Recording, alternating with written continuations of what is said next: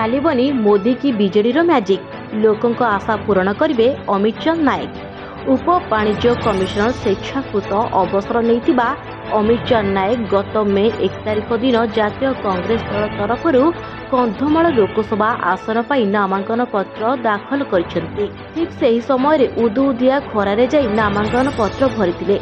लोकंकर भिड़ तांकु आहुरी उत्साहित कराइछि। कंधमाल लोकसभार 7 गोटी विधानसभा मंडली फुलबाणी, घु, उदयगिरी, बालीगुड़ा, भंजनगर, बौद्ध, कंटामाल बहु संख्यार जनसाधारण शोभायात्रा सामिल होइथिले। मुख्य प्रतिद्वंदी बीजेडी और बीजेपी प्रार्थी निर्वाचन मंडलीर जिला बाहर होइतिबा बेले अमित चंद नायक कंधमाल माटीर संतान।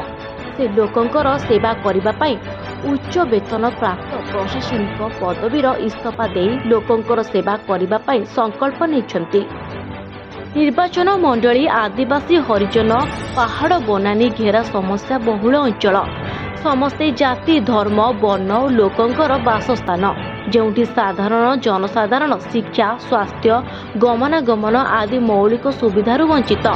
एबे भी राज्य में जननी जंत्रणा चहल सृष्टि करुछि। गर्भवती महिला खटियारी बुआ होउछंती, किंतु एही निर्वाचन मंडलीर प्रशासन और लोक प्रतिनिधि एहाकु नै बेफिकर रहिछंती।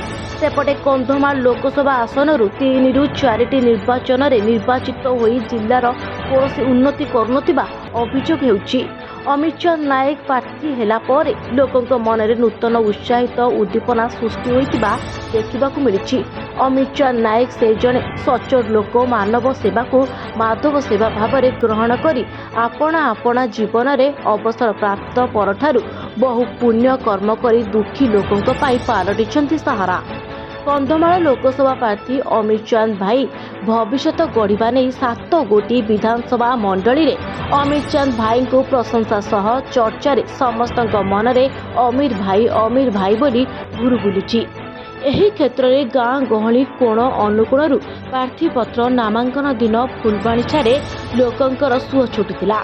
सेठार जनता चाहुछंती अमित चंद सांसद हुंतु और तांकु जितेबा पई प्रतिश्रुति मध्य देउछंती। सेपटे कंधमाल लोकसभार जनसाधारण कहउछंती एटी मोदी मैजिक किंबा नवीन ओडिशा काम करिबो नाही।